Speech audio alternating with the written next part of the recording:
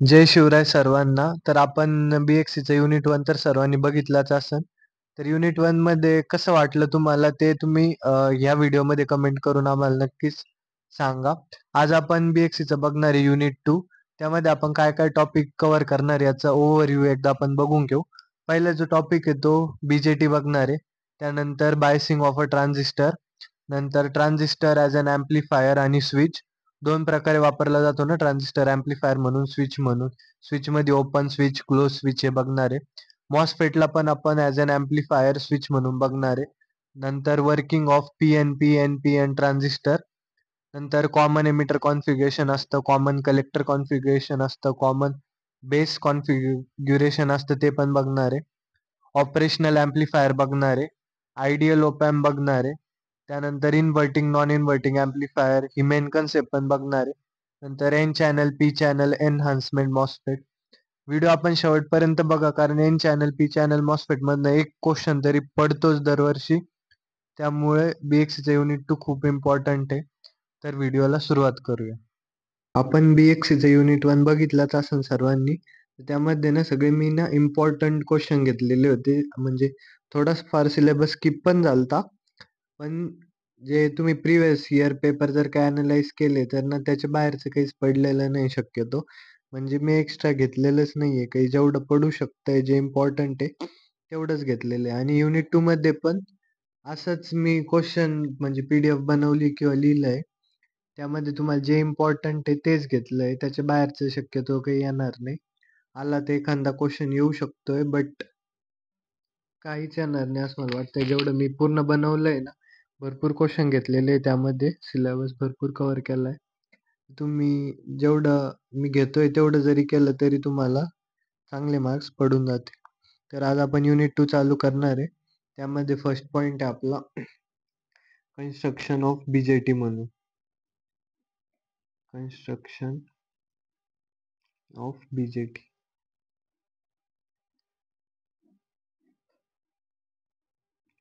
जर तुम्हाला काही म्हणजे तुमच्याकडनं पण काही सजेशन असतील की व्हिडिओ असा बनवा, तसा बनवा, की काही चेंजेस करा, की तुम्ही ज्याच्यावर लिहिताय ते बदला, असे चेंजेस सांगत चला तुम्ही पण, म्हणजे आम्ही पण चेंजेस करत जाऊ.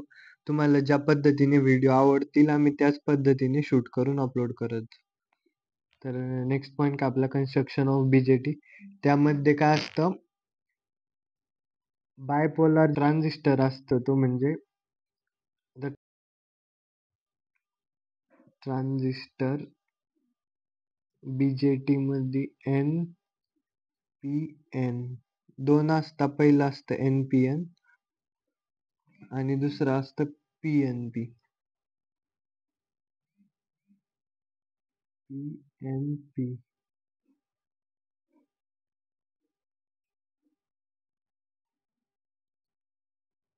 Emitter, base, collector. याचं पण एमिटर, बेस आणि कलेक्टर. तर काय होतं, याचे पण जे सिम्बॉल्स आहे ना, आता NPN चे BJTचा तो सिम्बॉल कसा आहे, खाली बेस घेतो आपण, नंतर एमिटर आणि कलेक्टर. जो ॲरो दाखवतो आपण तो कधी पण एमिटर कडेच दाखवतो, कलेक्टर कडे नाही दाखवत. आणि NPN चा हा झाला. आता PNP चा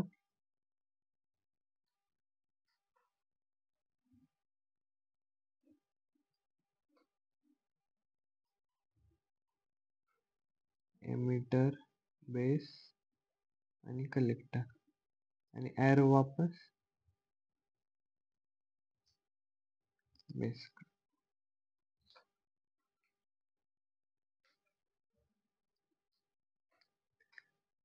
जे N असतं ना, समजा इथं काय धरलं आपण, हे N, P आणि हे N. तर ॲरो कुठं चाललाय N कडे, N आउटसाइड आहे ना, इथं दोन्ही ॲरो आपण आउटसाइड दाखवलं.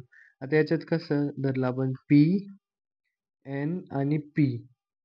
तर N कुठे आहे, ते मिडलला आणि ॲरो मिडलला दाखवला म्हणजे ते N चाललंय, आपण तिथे ॲरो दाखवतोय. मग ट्रान्झिस्टर काय असतं? ट्रान्झिस्टर एक 3 लेयर स्ट्रक्चर असतं consisting P type sandwich between 2 N types. आता एन-पी-एन मध्ये काय झालेलं आहे? एन-पी-एन मध्ये पी टाइप हा काय बनलाय? सँडविच बनलाय 2 एन टाइप मध्ये. आणि पी-एन-पी मध्ये काय झालेलं आहे? एन टाइप हा सँडविच बनलाय 2 पी टाइप मध्ये. हा पॉइंट झाला. ट्रान्झिस्टरचे 3 टर्मिनल असतात. 3 टर्मिनल कोणते कोणते? मग एमिटर, बेस आणि कलेक्टर. हे झालं. करंट जे फ्लो होतं ट्रान्झिस्टर मध्ये ते कशामुळे होतं? होल्समुळं पण आणि इलेक्ट्रॉनमुळं पण. म्हणून त्याला काय म्हणतो आपण? बीजेटी म्हणतो, बायपोलार. बायपोलार म्हणजे बाय म्हणजे काय असतं? 2. इथं काय आहे? होल्स आणि इलेक्ट्रॉनमुळे दोन्ही गोष्टीमुळे करंट फ्लो होतो. 3 रिजन्स असतात ट्रान्झिस्टर मध्ये, बेस, एमिटर आणि कलेक्टर. आणि त्यांचा जर का आपण साईजचा रेशो कंपेअर केला, जर ट्रान्झिस्टरच्या साईजचा रेशो आपण कंपेअर केला, तर साईजचा रेशो काय येतो? बेस बेसची साईज सगळ्यात छोटी असते, त्यानंतर एमिटर आणि त्यानंतर असतो आपला कलेक्टर. हा झाला साईजचा रेशो कंपॅरिझन मध्ये. त्यानंतर जे कंपेअर करतो आपण ते डोपिंग असतं. आपण किती डोपिंग करतो कोणत्या रिजन मध्ये ते जर का कंपेअर केलं, तर डोपिंगचा येतो बेस, कलेक्टर आणि एमिटर. बेस, कलेक्टर आणि एमिटर. साईजचा रेशो झाला बेस, एमिटर, कलेक्टर. साईज मध्ये सगळ्यात मोठं कोण असतं? कलेक्टर. आणि डोपिंग सगळ्यात जास्त कशाची केली जाते? एमिटरची. त्यानंतर जे आपल्याकडं सिम्बॉल ऑफ एन-पी-एन मध्ये ॲरो. सिम्बॉल तर बघितला आपण. एन-पी-एन मध्ये काय होतं? ॲरो आउटसाइडला दाखवतो आपण, एन बाहेर आहे म्हणून. आणि याच्यामध्ये एन मिडलला आहे. ॲरो एन कडे येताना दाखवतोय आपण पी-एन-पी मध्ये. झालं. त्यानंतर आपला क्वेश्चन होता बायसिंग ऑफ अ ट्रान्झिस्टर. आता बायसिंग बायसिंग म्हणजे काय? आपला पॉइंट काय आहे? Biasing of a transistor. तर नेमकी बायसिंग काय असते? बायसिंग मध्ये आपण मागच्याच युनिट 1 मध्ये शिकलो की बायसिंग काय असतं? आपण समजा जंक्शन आहे कोणतं पण, पी-एन जंक्शन आहे, त्याला आपण काय करायचो? खाली बॅटरी कनेक्ट करायचो किंवा मग व्होल्टेज कनेक्ट करायचो. पॉझिटिव्हला पॉझिटिव्हशी कनेक्ट केलं ते फॉरवर्ड बायस मध्ये जायचं. पॉझिटिव्हला निगेटिव्हशी कनेक्ट केलं तर ते रिव्हर्स बायस मध्ये जायचं.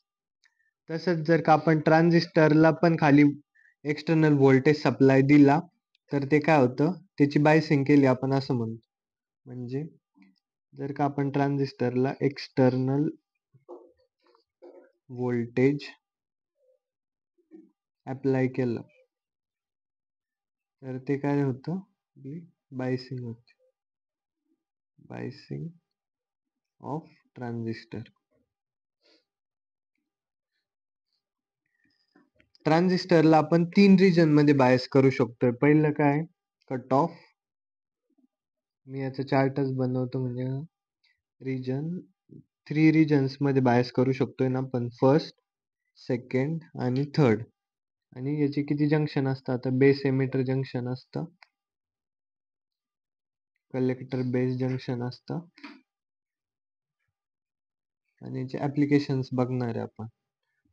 तर 3 रिजन कोणते असतात? पहिलं असतं ऍक्टिव्ह, दुसरं असतं सॅच्युरेशन आणि तिसरं असतं कट ऑफ. तर जेव्हा आपलं ऍक्टिव्ह रिजन मध्ये कधी बायस होतं? आपण म्हणतो जेव्हा बेस एमिटर जंक्शन याला फॉरवर्ड बायस करतो आणि कलेक्टर बेस जंक्शनला रिव्हर्स बायस केल्यानंतर ते ऍक्टिव्ह रिजन मध्ये काम करतं. आणि त्याचं ऍप्लिकेशन काय? ऍम्प्लिफायर. नंतर सॅच्युरेशन रिजन मध्ये केव्हा वर्क करेन ते? जेव्हा बेस एमिटर जंक्शन हा फॉरवर्ड बायस राहील, कलेक्टर बेस जंक्शन हा पण फॉरवर्ड बायस राहील आणि याचं ऍप्लिकेशन काय? Close switch. स्विच जेव्हा क्लोज असतं आपलं ते. आणि कट ऑफ रिजन मध्ये केव्हा वर्क करेन? जेव्हा बेस एमिटर जंक्शन हा रिव्हर्स बायस असेल, कलेक्टर बेस जंक्शन हा पण रिव्हर्स बायस असेल आणि याचं ओपन स्विच असेल. ऍप्लिकेशन.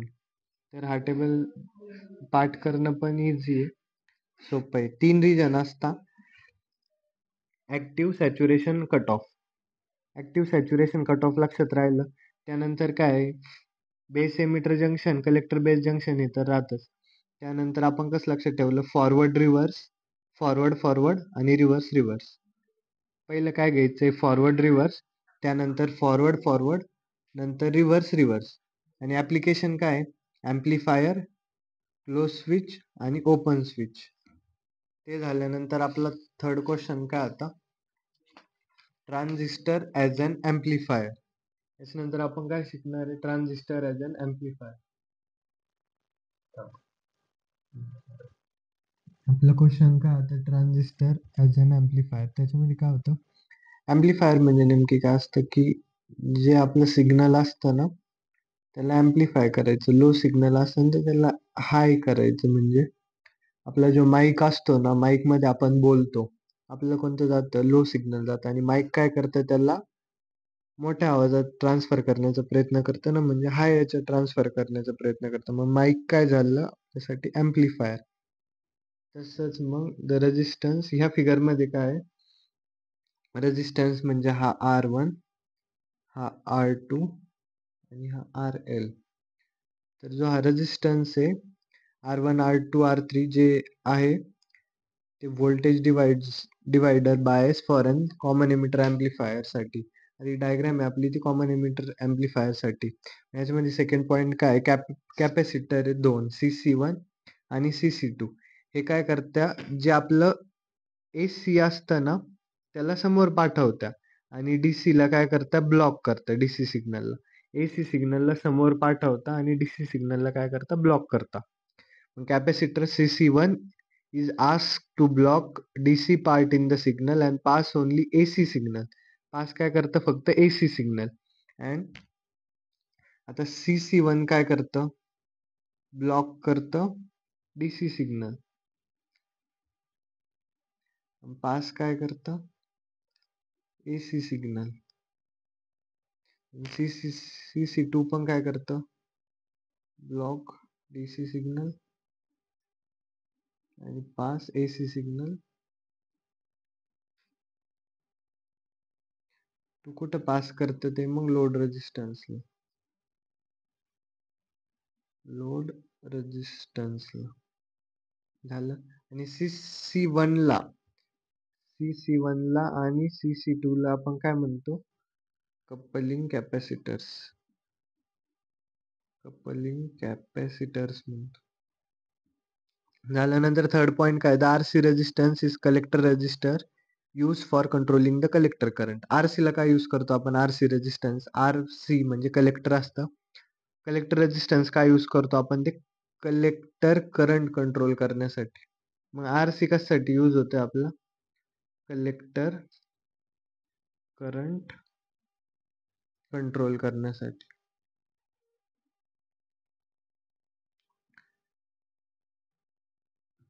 त्यानंतर fourth point, due to resistance RE the voltage drop take place across resistance. RE मुळे काय होतं, एक व्होल्टेज ड्रॉप टेक्स प्लेस होतो. त्याच्यामुळे काय होतं, amplifier gain at the output असतं ना, ते रिड्यूस होतं. जे RE असतं, RE मुळे व्होल्टेज ड्रॉप होतो, व्होल्टेज ड्रॉप होतो, आणि त्याच्यामुळे काय होतं, रिड्यूस काय होतं, ॲम्प्लिफायर गेन. ॲम्प्लिफायर गेन काय होतं, रिड्यूस होतं. मग हे ओव्हरकम करण्यासाठी आपण काय करतो, common emitter called by, common emitter जे असतं C, याला बायपास कॅपॅसिटर कनेक्ट करतो. Is connected in parallel across RE. RE सोबत काय कनेक्ट करतो आपण पॅरलल मध्ये, common emitter bypass capacitor connect करतो. त्यामुळं काय होतं, आता ॲम्प्लिफायर गेन इथं कमी होतंय ना, मग C मुळे काय होणार आहे, ॲम्प्लिफायर गेन आपण वाढवणार आहे. ॲम्प्लिफायर गेन काय होतं, इन्क्रीज होतं C मुळे. हे झालं.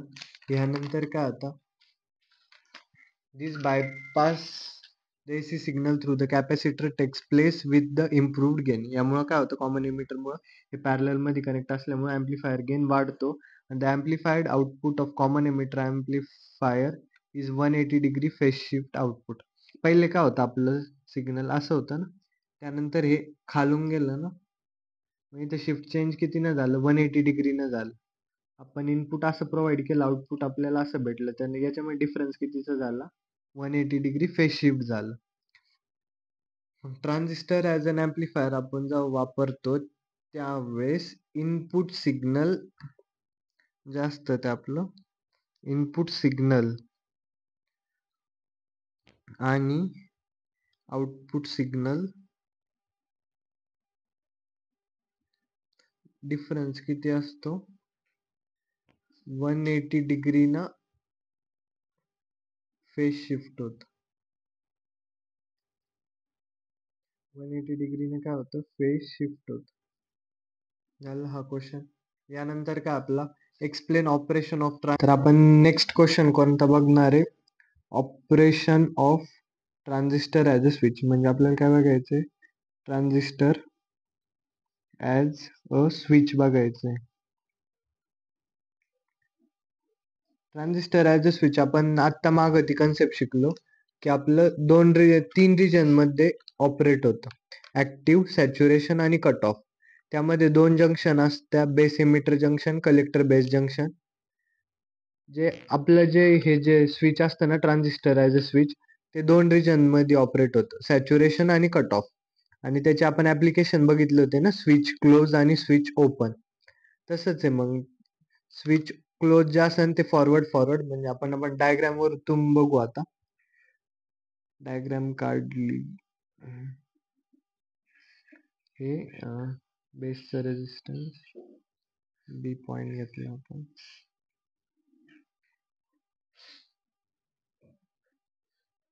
वरती काय घेतलं, कलेक्टरचं रेजिस्टन्स, आणि तर VCC किती घेतला, 5 वोल्ट. RC घेतलं कलेक्टर. त्यानंतर आउटपुट काढलं आपण,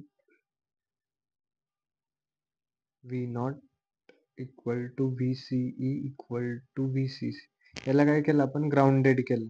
हा बेस झाला, इथं एमिटर, आणि इथं V in काय केलं आपण, 0. म्हणजे ह्यामध्ये काय होतं, हे कोणतं आहे, ओपन स्विच आहे. ओपन स्विच म्हणून ऍक्ट होतं ना. आणि ओपन स्विच मध्ये दोन्ही पण जे असतं, आपले दोन जंक्शन असतात ना, जंक्शन कोणतं, बेस कलेक्टर जंक्शन आणि बेस एमिटर जंक्शन, हे पण रिव्हर्स बायस असतं, रिव्हर्स बायस, आणि हे पण रिव्हर्स बायस असतं. जेव्हा दोन्ही पण जंक्शन हे रिव्हर्स बायस होता, बेस कलेक्टर जंक्शन पण reverse bias, base emitter junction पण रिव्हर्स बायस, ते आपलं स्विच काय म्हणून ऍक्ट होतं, ओपन स्विच म्हणून ऍक्ट होतं, ओपन स्विच म्हणून ऍक्ट होतं. आणि इथं V0 काय असतं, V0 इक्वल टू VCE, म्हणजे V0 equal to VCE equal to VCC असतं. आणि कोणत्या रिजन मध्ये ऍक्ट होतं, कट ऑफ रिजन मध्ये. आणि इथं दोन्ही पण जेव्हा फॉरवर्ड बायस असते, ते कोणत्या रिजन मध्ये ऍक्ट झालं असतं, सॅच्युरेशन. पण हे दोन्ही पण रिव्हर्स मध्ये आहे ना, त्यामुळे ते कशात ऑपरेट होतंय, कट ऑफ रिजन मध्ये. आणि याचं आउटपुट आपल्याला कसं भेटतं, ओपन स्विच दाखवायचंय ना आपल्याला, मग आपण इथं ओपन दाखवलं, याला ग्राउंडेड केलं, आणि आउटपुट आपलं सेम राहील, V आउटपुट VCC. हे झालं ट्रान्झिस्टर ॲज अ स्विच. कोणतं स्विच आहे, ओपन स्विच. यामध्ये दोन्ही पण जंक्शन रिव्हर्स असतील, कट ऑफ रिजन, ही डायग्राम आणि ही आउटपुटची डायग्राम. त्यानंतर जे ते आपलं क्लोज स्विच बघायचं. आता ओपन स्विच बघितलं आपण, यानंतर क्लोज स्विच. क्लोज स्विचची डायग्राम कशी, हे रेजिस्टन्स ऑफ बेसचं दाखवलं आपण. त्यानंतर एमिटर खाली घेतला, एमिटरला ग्राउंडेड केलं, आउटपुट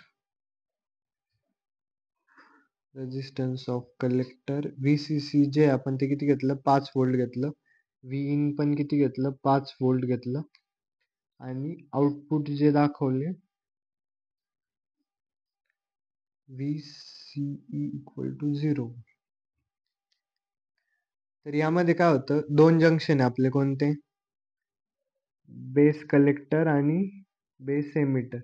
हे दोन्ही पण जंक्शन काय होऊन जाते, मागच्या रिव्हर्स बायस झाले, ते ह्यामध्ये काय होऊन जाईल, फॉरवर्ड बायस होऊन जाईल. फॉरवर्ड बायस आणि बेस एमिटर पण काय होऊन जाईल, फॉरवर्ड बायस. तिथं कोणत्या रिजन मध्ये ऍक्ट केलं तर कट ऑफ रिजन मध्ये. इथं कोणत्या रिजन मध्ये ऍक्ट होतंय, सॅच्युरेशन रिजन मध्ये. आणि तिथं काय झालं ओपन स्विच, तर इथं काय होणार आहे, क्लोज स्विच. आपल्याला आता काय दाखवायचंय, क्लोज स्विच. तर क्लोज स्विचची आउटपुट डायग्राम कशी येईल, क्लोज राहील. इथं ग्राउंडेड केलं, आउटपुट व्ही नॉट VCE 0. हे झालं आता ट्रान्झिस्टर ऍज अ स्विच. यानंतर काय, मॉसफेट ऍज अन एम्प्लिफायर. तर मॉसफेट ऍज अन एम्प्लिफायर दाखवायचं आपल्याला. क्वेश्चन काय, मॉसफेट ऍज अन एम्प्लिफायर.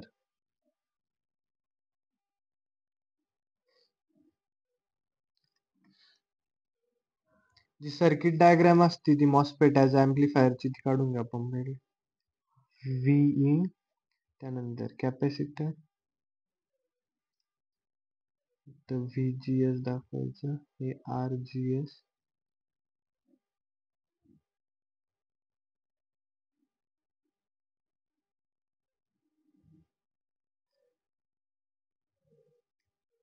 याला ग्राउंडेड करायचं.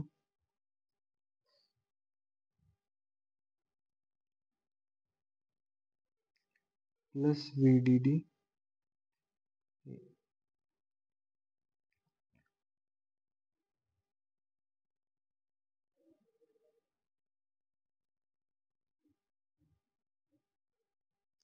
इथं व्ही आउट आणि खाली लोड रेजिस्टन्स दाखवतो आपण RL म्हणून. आणि याला पण काय केलं, ग्राउंडेड केलं. तर the circuit diagram of MOSFET amplifier consist of two coupling capacitor. दोन कपलिंग कॅपॅसिटर असतात.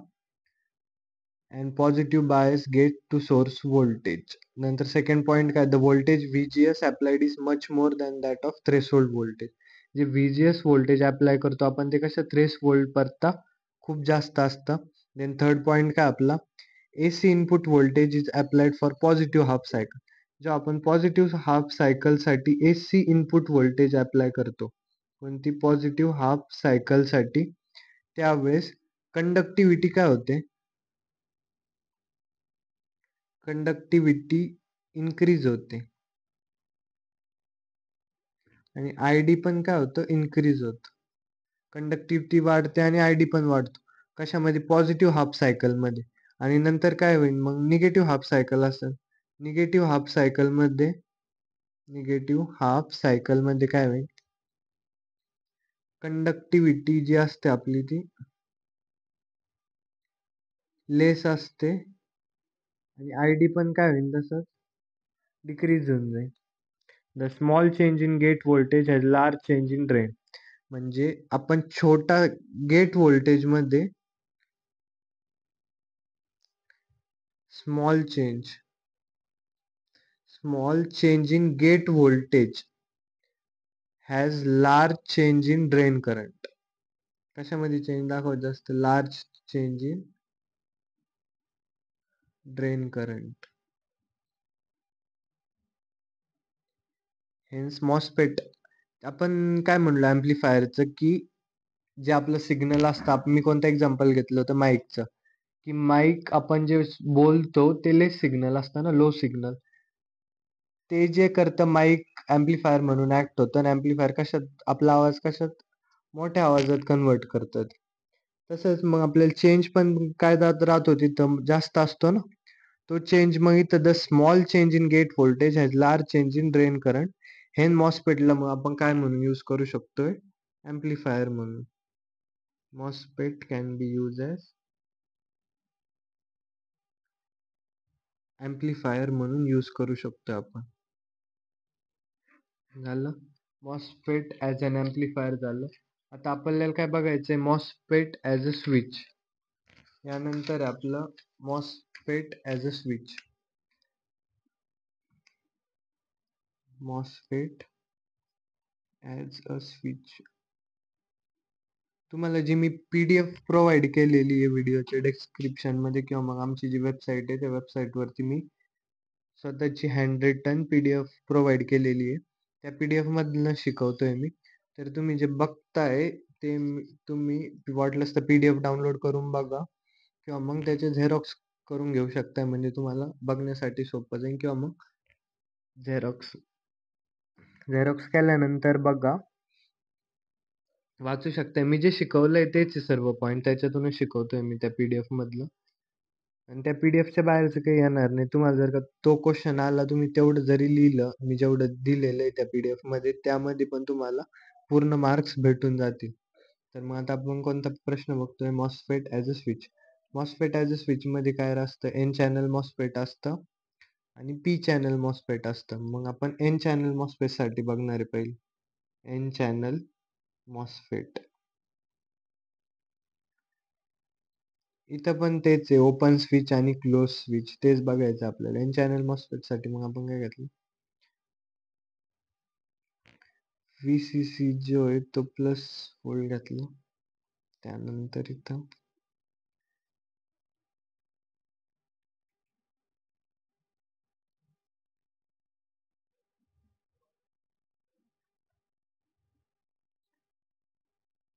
V इन जे आहे ते 0 व्होल्ट घेतलं, याला ग्राउंडेड केलं आणि हे कोणतं झालं आपलं figure A.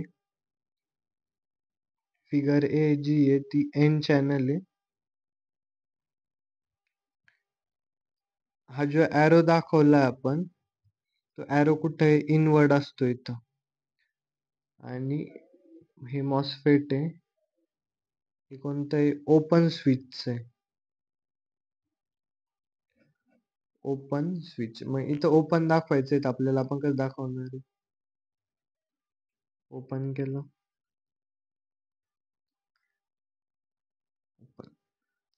For N channel MOSFET when V in equal to VCC. V in जेव्हा VCC च्या इक्वल होईल तेव्हा MOSFET is on and is treated as a closed switch as shown in figure C. म्हणजे आपण पहिले काय बघणार आहे? एन चॅनल साठी बघणार आहे ना. एन चॅनल मॉसफेट साठी काय, V in 0 केला आपण आणि VCC is positive voltage. VCC ला काय केलं? पॉझिटिव्ह. तर आपलं मॉसफेट काय, MOSFET is off and is treated as open switch. MOSFET हे ऑफ आहे पण ट्रीटेड कसं होतंय? ओपन स्विच म्हणून ट्रीट होतंय. त्यानंतर सेकंड डायग्राम ही कोणती झाली? एन चॅनलची झाली. आता आपल्याला कोणती काढायची? पी चॅनल साठी. पी चॅनल साठी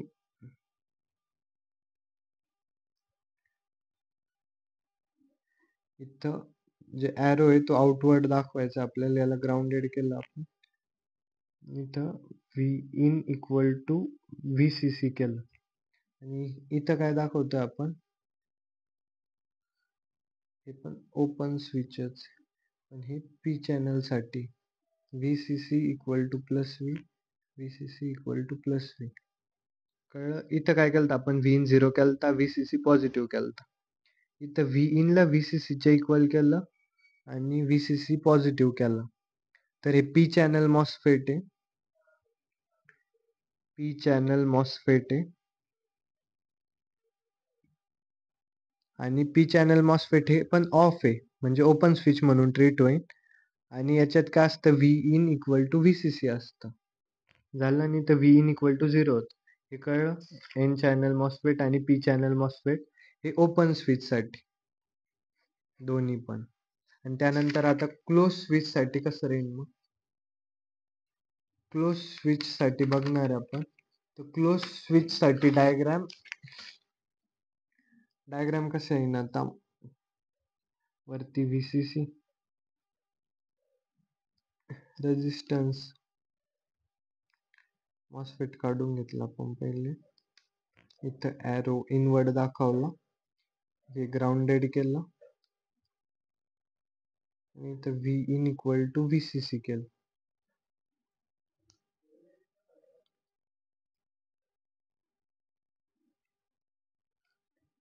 VCC ही कोणती झाली? ही आउटपुट डायग्राम झाली. याच्यामध्ये काय झालं? हे क्लोज स्विच म्हणून काम करणार.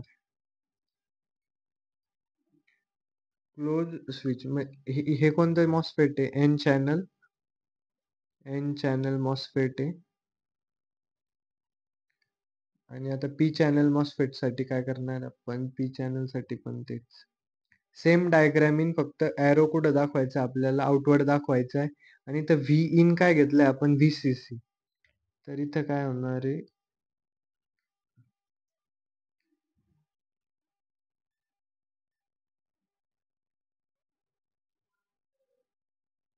एरो आउटवर्ड घेतला आणि व्ही इन इक्वल टू 0 केला आपण फक्त. आणि याची आउटपुटची डायग्राम कशी येणार आहे? हे ग्राउंडेड, इथं व्हीसीसीच्या इक्वल. कळलं? इथं व्ही इन 0 घेतला आणि V in equal to VCC. म्हणजे जेव्हा आपलं क्लोज स्विच असतं, त्या क्लोज स्विचच्या टायमाला आपण उलट केलंय. मागच्या वेळेस काय केलं तर व्ही इन ला 0 घेतलं होतं पहिले, ह्यावेळेस व्ही इन ला व्हीसीसी केलंय पहिले. म्हणून हे एन चॅनल मॉसफेट आणि हे पी चॅनल मॉसफेट. इथं काय असतो? व्ही इन 0 असतो आणि act as a close switch म्हणून ऍक्ट होतं. हे पण काय म्हणून ऍक्ट होतं? क्लोज स्विच म्हणून ऍक्ट होतं. कळलं? Open switch, close switch. त्यानंतर जे आपलं ते explain working of NPN transistor with the help of its construction. आपल्याला कन्स्ट्रक्शनच्या मदतीने काय एक्सप्लेन करायचं आहे? Working of PNP transistor, PNP ट्रान्झिस्टरचं एक्सप्लेन करायचं. तर पीएनपीचं काय असतं? हे डोपिंग वरती. आपण मागच्या वेळेसच बघितलं की जी बेस एमिटर जंक्शनची जी डोपिंग असते ती कमी असते. काय डोपिंग? बेस एमिटर जंक्शनची जी डोपिंग असते ती कलेक्टर बेस जंक्शन करता कमी असते. हा जो इम्पॉर्टंट पॉइंट आहे, हा इथं कामाला येणार आपल्याला ह्या क्वेश्चन मध्ये, तर तो लक्षात ठेवा. नंतर आपण डायग्राम काढून घेऊ. पी, त्यानंतर हे कोणतं जंक्शन दाखवलं आपण? Minus minus minus, plus plus plus plus N. आणि आता हे कोणतं जंक्शन आहे आपलं? Base emitter junction. आणि हे कोणतं आहे? Collector base junction. तर बेस एमिटर जंक्शन परत कलेक्टर बेस जंक्शन हे मोठं असणार आहे ना, तर मग आपण डबल लेअर घेतली. मायनस,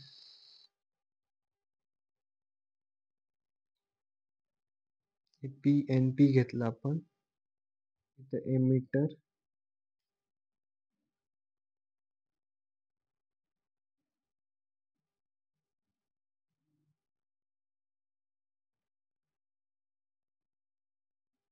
एमिटर करंट इथून आत चाललं, हे रेजिस्टन्स ऑफ एमिटर झाला.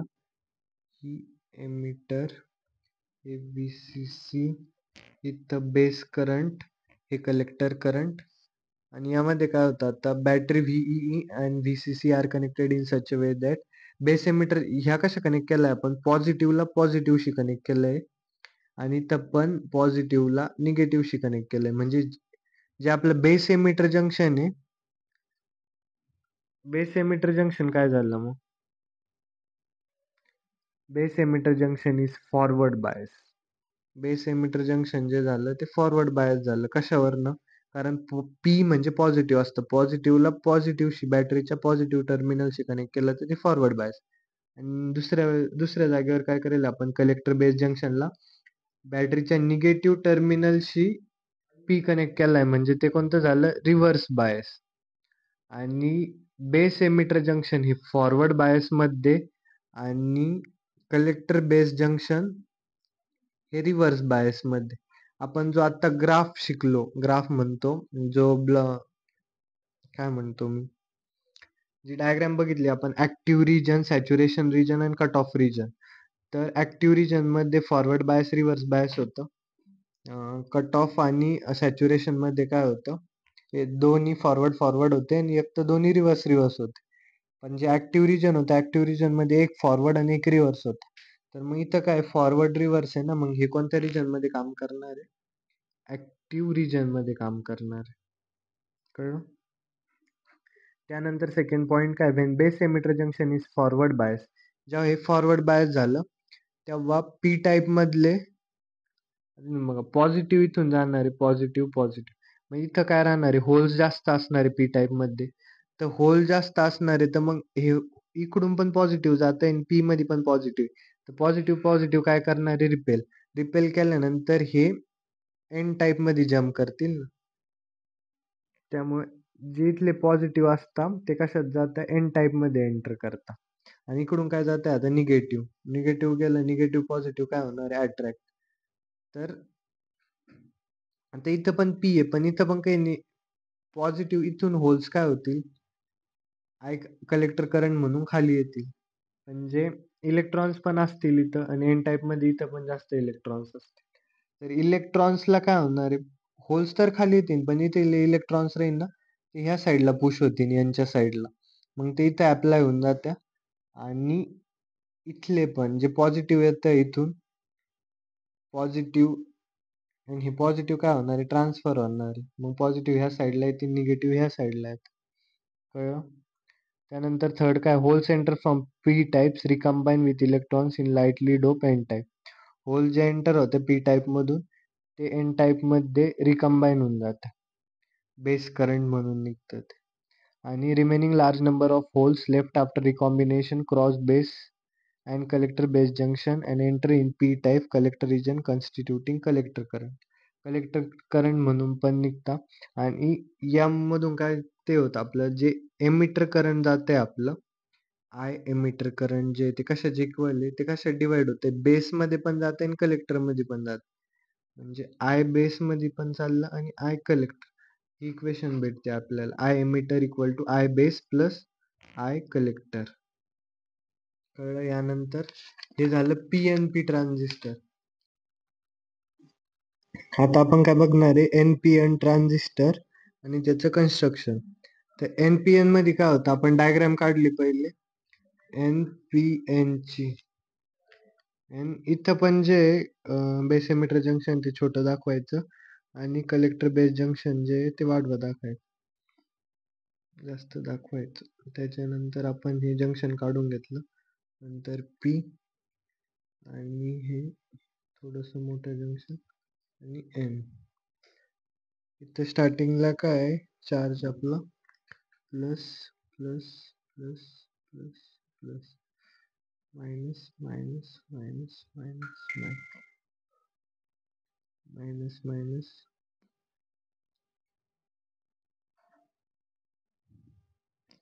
आणि हे प्लस प्लस.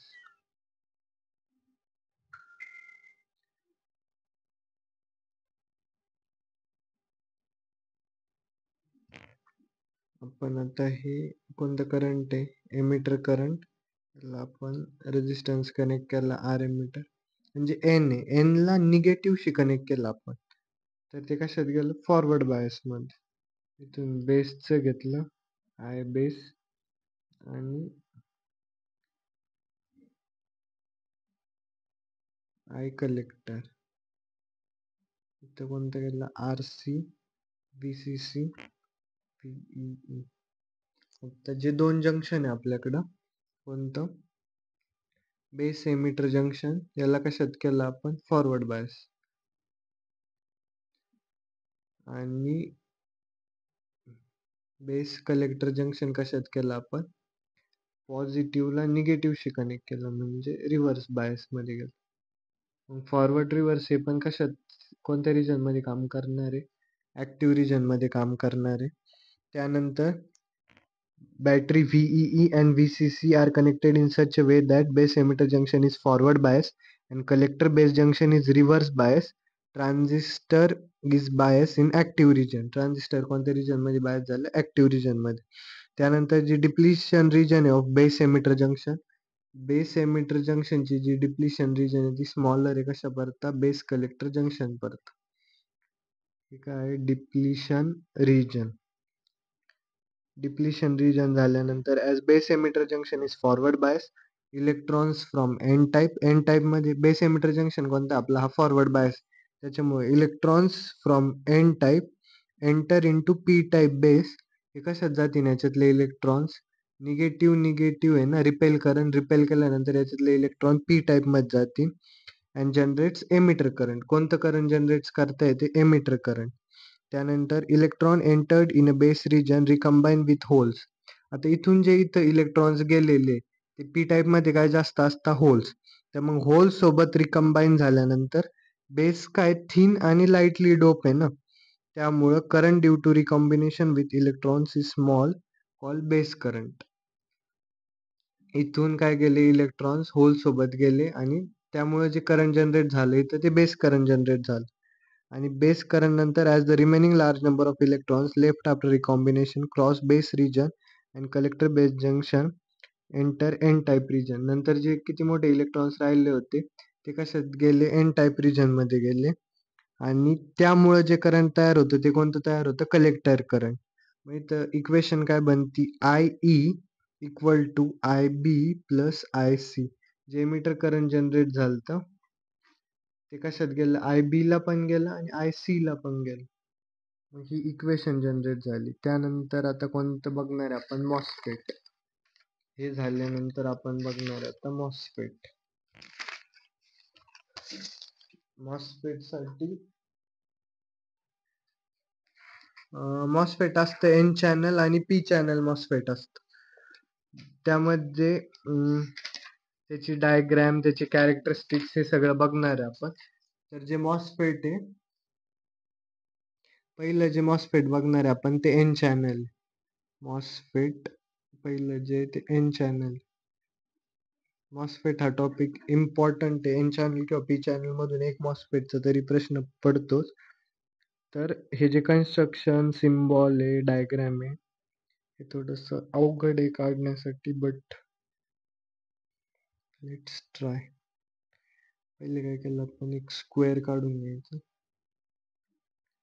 स्क्वेअर काढल्यानंतर हेच इथं जॉईन करून घ्यायचं, मग डबल याला. त्याच्यानंतर इथे एक एन रिजन द्यायचा आणि इथं पण एन रिजन द्यायचं. हे जे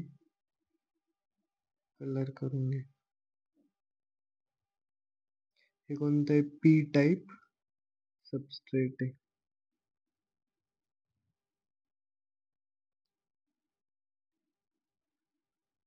एन रिजन मधून एक कनेक्शन घेतलं आपण आणि ह्या एन रिजन मधून एक कनेक्शन आलं. इथं काय बनतो, हा ड्रेन. इथं बनतो हा जी, आणि खाली काय बनतो, हा सोर्स. याचा सिम्बॉल कसा येतो, सिम्बॉल ड्रेन.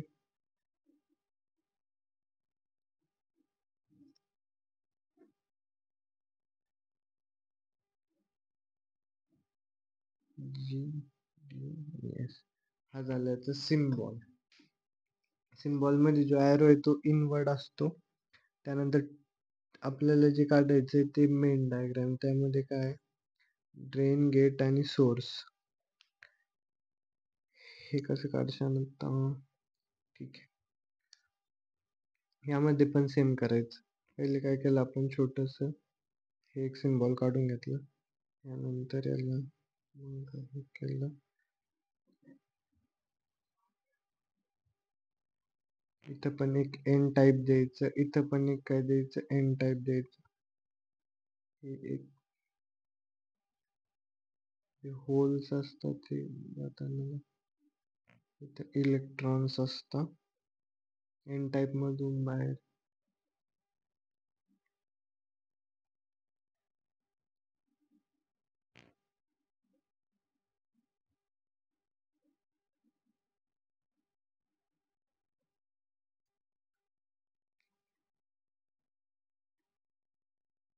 ड्रेन जे तेच रजिस्टर ऑफ ड्रेन कनेक्ट केला, बॅटरी VDS. इथे येऊन सोर्सला कनेक्ट केली, तिथं पण एक बॅटरी कनेक्ट केली, ती गेटला. ठीक आहे VGS. तर इथं काय होतं, two highly dope N region are diffuse into a lightly dope P type substrate.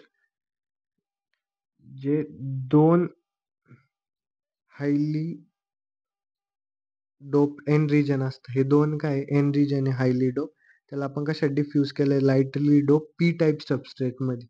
जे दोन एन रिजन आहे हायली डोप, त्याला lightly dope P type substrate मध्ये डिफ्यूज केलंय. त्यानंतर सेकंड पॉईंट काय, two terminal drain and source are taken out through the metallic contact. Drain आणि source, first आणि लास्ट, ड्रेन आणि सोर्सला काय घेतलंय, मेटॅलिक कॉन्टॅक्टने आपण आउट घेतलंय. And gate is isolated from substrate by SiO2 layer. गेटला कशाशी आयसोलेट केलंय, SiO2 लेअरनं. नंतर फोर्थ पॉईंट काय, व्हेन VGS इक्वल टू 0, जेव्हा VGS आपला 0 राहील, no current flows through a device. If positive voltage is applied between gate and source, electron get attracted towards gate near SiO2 layer. जेव्हा आपण VGS 0 करतो तेव्हा no current flow होतं. पण जर का positive voltage is applied between gate and source, gate and source मध्ये काय अप्लाय केलं आपण, पॉझिटिव्ह व्होल्टेज जर काय अप्लाय केलं, तर काय होतं, इलेक्ट्रॉन कुठे अट्रॅक्ट होणार आहे, SiO2 लेअर पाशी. SiO2 लेअर आहे ना, इथे इलेक्ट्रॉन अट्रॅक्ट होऊन जातात. ह्या लेअर पाशी इलेक्ट्रॉन अट्रॅक्ट झाल्यानंतर जेव्हा आपण व्होल्टेज वाढवतो, तर काय होतं, इलेक्ट्रॉन व्होल्टेज जर का तुम्ही वाढवलं पॉझिटिव्ह व्होल्टेज, तर इलेक्ट्रॉन अट्रॅक्ट होणार आहे ना. मग पॉझिटिव्ह व्होल्टेज वाढवल्यानं जितकं जितकं तुम्ही इथून पॉझिटिव्ह व्होल्टेज वाढवत जाशाल, तिथं इतकं इलेक्ट्रॉन्स वाढत जातील. आणि इलेक्ट्रॉन्स वाढत झाल्यानंतर होल्स तर समोरच होणार आहे ना. पॉझिटिव्ह वाढवताय तर पॉझिटिव्ह पॉझिटिव्ह काय होणार आहे, रिपेल्स, तर होल्स समोर जातील आणि इलेक्ट्रॉन्स इथं अट्रॅक्ट होतील. त्यानंतर by further increasing voltage, electron near SiO2 layer increases. SiO2 layer पासले जे इलेक्ट्रॉन आहे ते इन्क्रीज होता. अँड ॲट सफिशियंट व्होल्टेज, तिथं काय बनतं, एक कंडक्टिंग चॅनल फॉर्म होतं. इलेक्ट्रॉन बनत गेले वाढत गेले, तर एक चॅनल फॉर्म होतं इथं, conducting channel. The voltage at which, काय, the voltage at which channel is form is called threshold voltage. ज्या व्होल्टेजला इथं चॅनल फॉर्म होतं, त्या व्होल्टेजला काय म्हणतो आपण, थ्रेशोल्ड व्होल्टेज.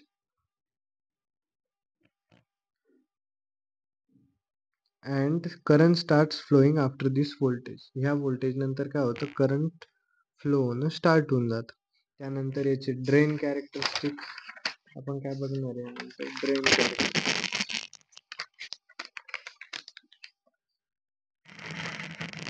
ड्रेन कॅरेक्टरिस्टिक्स मध्ये काय होतं, ग्राफ आहे ड्रेन कॅरेक्टरिस्टिक्स आणि ट्रान्सफर कॅरेक्टरिस्टिक्स.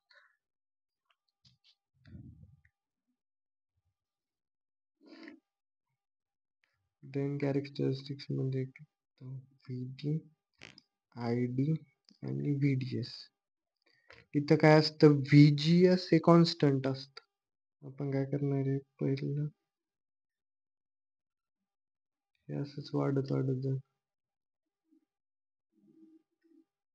इथं VGS equal to 3 volt constant केलं, वापस VGS इक्वल टू 4 वोल्ट हे पण कॉन्स्टंट केलं, VGS equal to 5 volt, VGS equal to 6 volt. म्हणजे VGS कॉन्स्टंट ठेवलं, ID आणि VDS चा ग्राफ आहे. ID ड्रेन करंट आणि VDS हे व्होल्टेज आहे बॅटरीच, त्यामधला ग्राफ. नंतर ट्रान्सफर कॅरेक्टरिस्टिक्स असतं, ट्रान्सफर कॅरेक्टरिस्टिक्स हे कोणतं झालं, ड्रेन कॅरेक्टरिस्टिक्स झालं. त्यानंतर हे ट्रान्सफर कॅरेक्टरिस्टिक्स, ट्रान्सफर कॅरेक्टरिस्टिक्सचा ग्राफ काय, ID आणि VGS.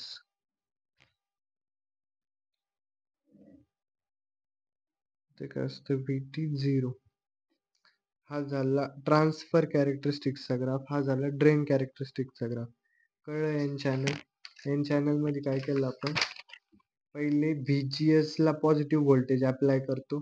पॉझिटिव्ह व्होल्टेज जसं जसं तुम्ही वाढवत जाशाल तसं तसे इलेक्ट्रॉन्स इकडे अट्रॅक्ट होत जाईल. जितकं पॉझिटिव्ह व्होल्टेज वाढवशाल तितके इलेक्ट्रॉन्स अट्रॅक्ट होत जातील. आणि एक टायमिंगला असं व्होल्टेज पॉईंट होतं ज्या टायमिंगला इथं चॅनल बनतं, त्या चॅनलला जे व्होल्टेज असतं चॅनल फॉर्म होण्याच्या टायमिंगला त्या व्होल्टेजला म्हणतो आपण थ्रेशोल्ड व्होल्टेज. आणि यानंतर काय होतं, एक करंट फ्लो होणं स्टार्ट होऊन जातं. कळलं? त्यानंतर सेम याच जागेवरती काय होणार आहे, पी चॅनल मध्ये इथं दोन, हा पी रिजन असन, हा पी रिजन असन आणि इथं एन असन. दोन पी हायली डोप कशात आपण सबस्टिट्यूट करणार आहे, दोन पी हायली डोप रिजनला आपण डिफ्यूज करणार आहे एन टाईप मध्ये. आणि इथं पी आणि इथं पी असेल ना, पी पी पॉझिटिव्ह म्हणल्यावर इथं निगेटिव्ह व्होल्टेज जितकं अप्लाय करशाल तुम्ही तिथं इथं होल्स क्रिएट होत जातील. आणि एक असं व्होल्टेज पॉईंट येईल ज्या टायमिंगला इथं होल्स खूप जास्त असतील आणि एक चॅनल फॉर्म होईल पी चॅनल. त्या पी चॅनलच्या टायमाला, ज्या टायमिंगला पी चॅनल फॉर्म होतं त्या टायमिंगच्या व्होल्टेजला तुम्ही थ्रेशोल्ड व्होल्टेज म्हणणार. सेम डायग्राम आहे, सेम आहे सगळं डायग्राम, फक्त इथं पी पी होईल, इथं एन होऊन जाईल. ड्रेन, गेट, सोर्स सगळं सेम असणार. कळलं?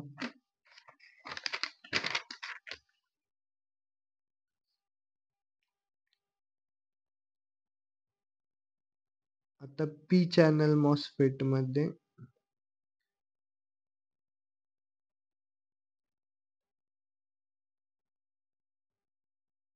मग तुम्हाला ना नोट्स मधनं कळून जाईल, तरी मी एकदा सांगतो. पी चॅनल मॉसफेट,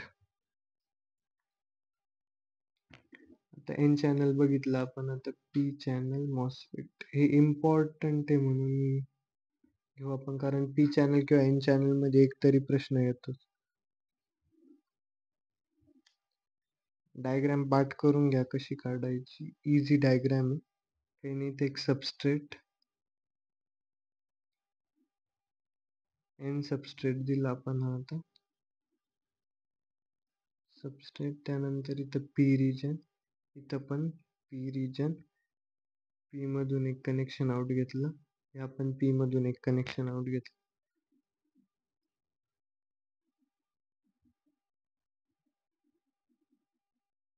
इथून काय घेतलं गेट, इथून काय घेतलं ड्रेन, आणि इथून काय घेतलं सोर्स. हे झालं कन्स्ट्रक्शन. नंतर सिम्बॉल काय, ड्रेन घेतला, खाली काय सोर्स, इथं ड्रेन, इथं काय तो गेट. हा झाला सिम्बॉल. तिथं एरो, एरो कुठं होता आपल्या पहिल्या डायग्राम मध्ये, पहिल्या डायग्राम मध्ये एरो इनवर्ड होता, तर ह्या डायग्राम मध्ये एरो कुठे येईल, आउटवर्ड येईल, कारण हे पी चॅनल. आता मेन डायग्राम, मेन डायग्राम मध्ये पण वापस ते सेम आपण एक हे काढून घेतलं. त्यानंतर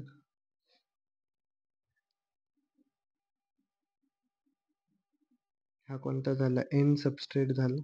एन सबस्ट्रेटला खाली कनेक्ट केला आपण, इथून पी घेतला एक, इथं पण पी, आणि हा चॅनल दाखवला, इलेक्ट्रॉन समोर जाताना दाखवले. पी मधून कनेक्शन घेतलं एक, ह्या पी मधून एक कनेक्शन घेतलं आउट, आणि इथं कनेक्ट केलं. त्यानंतर 3 पॉइंट भेटतं आपल्याला बाय ड्रेन, ड्रेनला आणून आपण कुठं कनेक्ट केलं, इथं रेजिस्टन्स ऑफ ड्रेन लावला. त्यानंतर सोर्स, सोर्सला कनेक्ट केलं, वापस इथे एक बॅटरी लावली.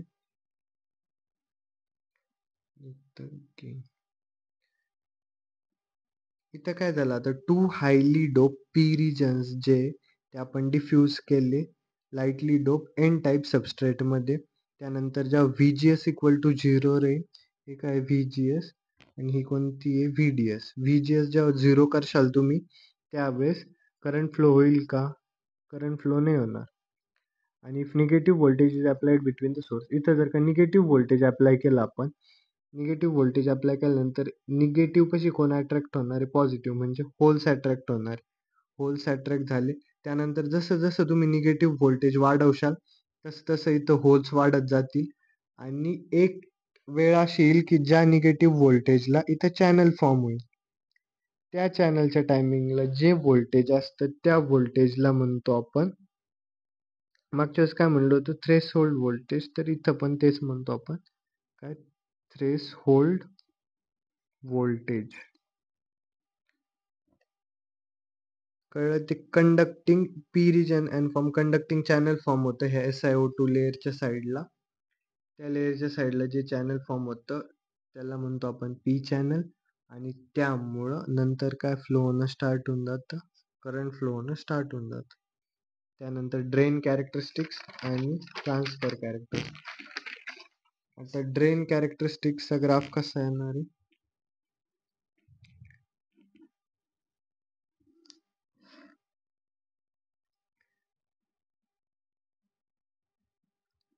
ड्रेन कॅरेक्टरिस्टिक्स मध्ये आपण VDS घेतलं, इथं ID घेतलं, सेम इथून